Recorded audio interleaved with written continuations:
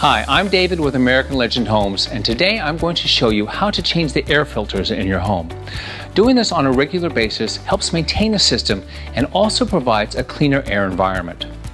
The AC units are located in the attic. To replace the filter, first you must switch the unit off. Remove the clasp to open the panel door, and then on your new air filter, locate the arrow that indicates the proper direction for installation. The filters can be found in a panel on each unit. The appropriate filter size is conveniently posted on the panel door. For 1-inch filters, we recommend replacing every 30 days, and 4-inch filters every 3 to 6 months as needed. This is important because the air must flow in a specific direction. After you've replaced the filter, close the door and secure the clasps. Be sure to switch the unit back on after replacing the filter, and be aware that there is a small reset delay for the unit to start back up. In the summer months, we recommend pouring a solution of equal parts water and bleach down the open vertical PVC pipe condensation line at each unit in the attic prior to changing your air filters. Assisting in keeping your family healthy, bleach will help kill any bacteria building in the line. Thanks for watching.